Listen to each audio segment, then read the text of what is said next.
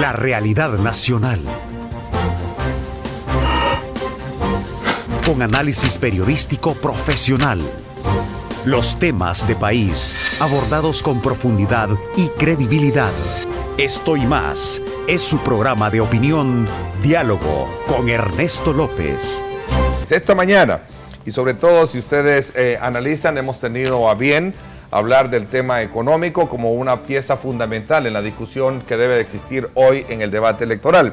Y más aún en el contexto y el surgimiento de algunos informes como el que recientemente dio a conocer Fusades, en la que puso, digamos, en tela de juicio el tema de la generación de empleo y otros aspectos elementales del crecimiento económico en nuestro país. Ayer, de igual forma, la dirigencia empresarial de nuestro país externó su opinión en cuanto a estos y otros elementos muy importantes. Ahora vamos a conocer el otro lado de la moneda.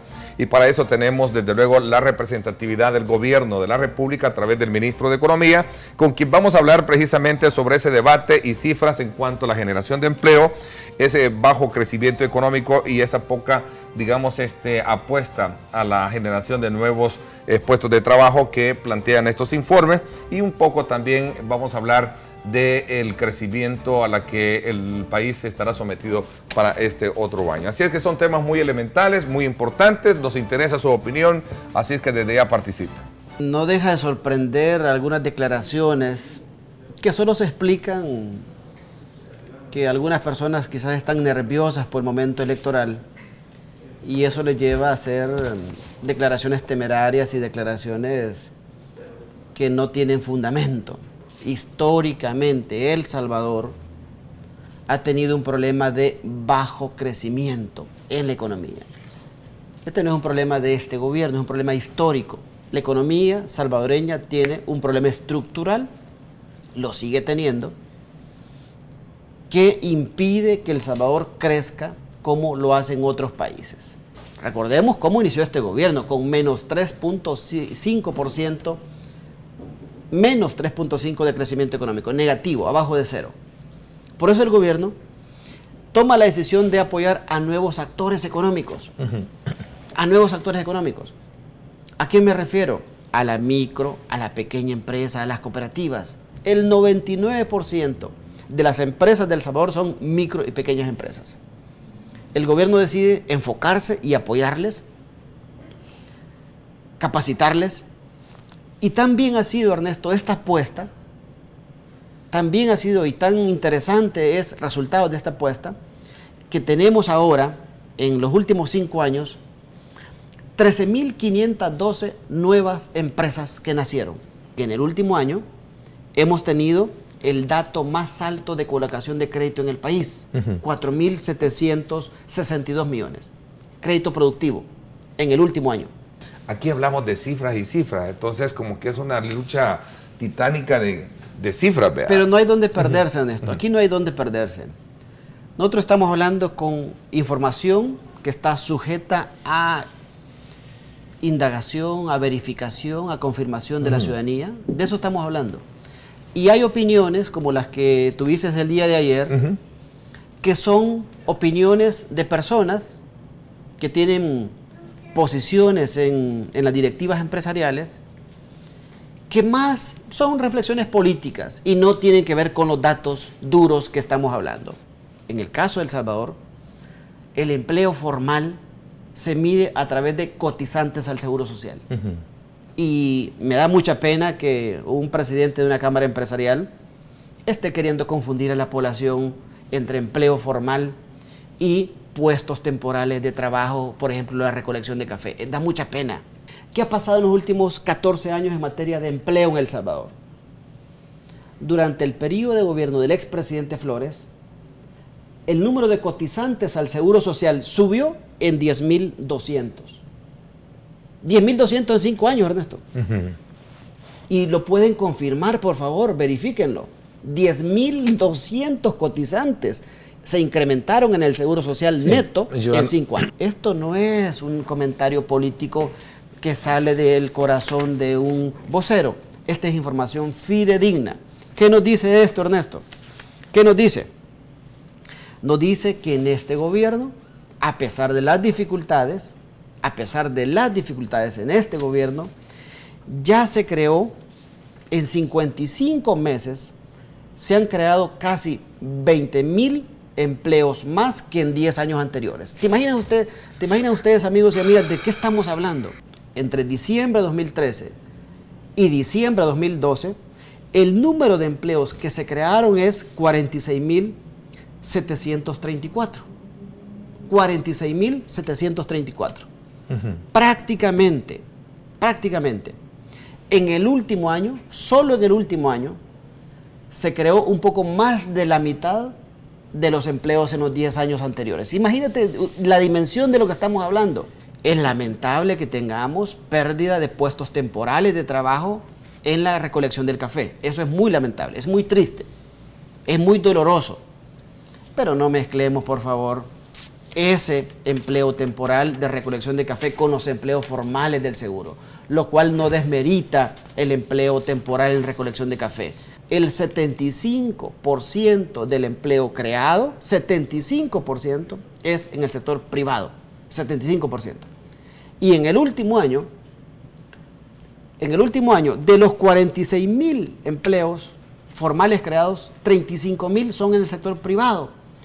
Ese número de empleos creados en el sector privado en el año 2013 es el más alto desde 1996. Siempre es importante que un comentario se someta a verificar con información, porque si no, comparás algo que no se puede comparar. Un comentario, incluso comentarios de empresarios que tienen una camisa política, con el análisis objetivo de la economía a través de las cifras, a través de la información fidedigna que se puede confirmar y verificar. Porque el tema de la flexibilización laboral es un tema casi nuevo para muchos, pero en su esencia tiene una discusión y un debate que como tú mismo lo estás reafirmando. Hay que examinarlo. Hay que discutirlo, hay que discutirlo. ¿Por qué razón, Armando? Desde el lado sindical de los derechos laborales se plantea a la flexibilización laboral como un riesgo de afectar derechos de las y los trabajadores. Y desde el lado patronal se considera en algunos casos la flexibilización laboral como una herramienta que puede ayudarles a generar más capacidad productiva. ¿De qué nos serviría que se esté diciendo, como en algunos casos se hizo, tenemos un crecimiento económico del 4%, incluso maquillando datos, y no se genera empleo? Hemos cerrado con éxito la contratación de nueva energía que se va a generar en El Salvador. Una de ellas es una gran planta que se va a instalar entre ahora y el 2017, que va a producir energía a base de gas natural y que va a representar una inversión entre hoy y el 2017 de entre 900 y 1.000 millones de dólares. O sea, para nosotros ha sido tan importante buscar inversión que ahí tenemos sin duda la más alta inversión en la historia del país en un sector, el sector energético. Alguien dice, en El Salvador nadie quiere invertir. ¿Y cómo es eso? Que hemos firmado, hemos ayudado, hemos promovido y hemos presenciado la firma de contratos de 1.200 millones de dólares en materia energética, que están firmados los contratos. No es anuncio, no es oferta, no es wiri wiri, es contrato firmado que trae nueva inversión y que sin duda es importante para el país. Este gobierno inició cuando teníamos la peor crisis en 60, 70 años. Así empezó este gobierno. ¿Por qué el Ministerio de Economía presentó esta denuncia? Esto fue en enero, ¿no? La figura jurídica es una denuncia ante la Fiscalía General de la República, y hemos solicitado a la Corte de Cuentas de la República también que realice una auditoría especial de este fideicomiso. ¿Por qué lo tuvimos que hacer, Ernesto? Porque el Ministerio de Economía, al aparecer en este caso como fideicomitente, compareció en la escritura de constitución del fideicomiso. Por ley, apareció en la escritura de constitución. Y en esa calidad, también el Ministerio de Economía tenía que comparecer en la escritura que da por terminado el fideicomiso. El fideicomiso tenía un plazo de vigencia hasta mayo de 2009,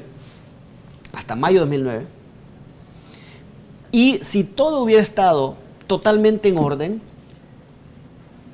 el entonces ministro, el exministro Héctor Dada, hubiera comparecido firmando la escritura de terminación, de cancelación de ese fideicomiso. No lo hizo el ex ministro Dada. Y no lo hizo porque tenía a la base, tenía información, por ejemplo, la auditoría de cierre del Banco Multisectorial de Inversiones, que tenía ciertas inconsistencias, que generaba ciertas dudas. Según las auditorías, según la información que se ha tenido a la vista, se ha señalado que hay algunos incumplimientos de parte de algunas empresas que fueron apoyadas por este fideicomiso. Incumplimientos, por ejemplo, en algunos casos, algunos incumplimientos en materia laboral. Algunas empresas apoyadas tenían la obligación de reportar incremento en exportaciones, incremento en empleo, un nivel salarial promedio. Como requisito de verse favorecido con el aporte del fideicomiso, del incentivo, ¿no? Efectivamente. Entonces, estaba claro que algunas empresas tenían que dar evidencia de que subieron exportaciones, subieron empleo. ¿Qué tiene que ver Ana Vilma de Escobar en eso? Déjame terminar mostrando los hallazgos de las auditorías. Entonces decimos, hay algunos incumplimientos en algunas empresas. Yo debo decirlo, Ernesto, hay empresas que cumplieron. Hay empresas que cumplieron muy bien los compromisos asumidos con el apoyo de este fideicomiso. Hay alguna que otra por ahí que según las auditorías no cumplieron o hay dudas de su cumplimiento y por tanto genera la inquietud de que si ese es un hallazgo, es un indicio que lleva a tomar el camino que se ha tomado. A partir de esa información, habían dos caminos, que lo tuvo el ex ministro Dada y que lo tuve yo ahora como ministro en funciones. O firmar la escritura, cerrar los ojos y firmar la escritura de cierre del fideicomiso, ese era un camino, o tomar nota de los hallazgos de las auditorías y remitir esa información a las autoridades competentes para que investiguen. En ese caso, como lo he dicho, el 8 de enero hemos presentado la denuncia a la Fiscalía General de la República, entregándole esta información, y el día 11 de diciembre presentamos la solicitud a la Corte de Cuentas para que realice una auditoría especial de esto. ¿Qué tiene que ver Ana Vilma de Escobar en esta demanda que el Ministerio ha puesto en la Fiscalía General de la República? En ese comité calificador, como debería ser normal por las funciones estratégicas que ciertos servidores públicos desempeñaban, comparece y preside ese comité calificador quien era presidente de la Comisión Nacional de Promoción de Exportaciones e Inversiones. En ese momento, quien desempeñaba ese papel de presidente es la ex vicepresidenta de la República. Y además en el fideicomiso están en ese comité calificador el ex secretario técnico de la presidencia. Ana Vilma ha sido crítica de las actuaciones del gobierno y particularmente del presidente Mauricio Funes. ¿Tendrá que ver esto con un revanchismo político? Miguel Cedillos pregunta: Ernesto, me parece que el ministro se está prestando a una vendetta política al acusar a Ana Vilma sin que ella pueda defenderse. En absoluto. Jamás me prestaría y no creo que el presidente piense de una manera de utilizar al Ministerio de Economía para X o Y propósitos que no van conforme a la ley, porque tampoco él lo haría de esa manera. Respetuosamente le pido al señor presidente de la Corte de Cuentas que pudiera agilizarse esta auditoría especial, porque este caso pudiera terminar en enero 2015 la posibilidad de investigación y de determinación de responsabilidades. Prescribe en enero 2015. ¿Cómo entender que deja un buen escenario el gobierno en materia de inversión energética para los próximos años, si Edwin Zamora, por otro lado, está diciendo que el país tiene graves problemas en materia energética, producto de la forma y la carencia de una política energética en el país? No, yo creo que al contrario. La falta de política de energía llevó a que El Salvador hoy por hoy siga maniatado a los precios del petróleo. La falta de política de energía. No estoy diciendo que la energía es barata. La energía será cara siempre. país siga amarrado a los precios del petróleo. Por eso es clave este nuevo contrato que va a traer el 40% de energía renovable y energía más limpia, que sin duda es una gran inversión, es energía más limpia y más barata que le va a ayudar a la economía del país.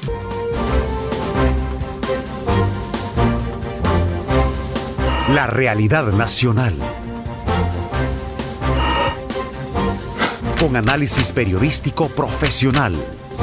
Los temas de país abordados con profundidad y credibilidad. Esto y más es su programa de opinión, Diálogo con Ernesto López.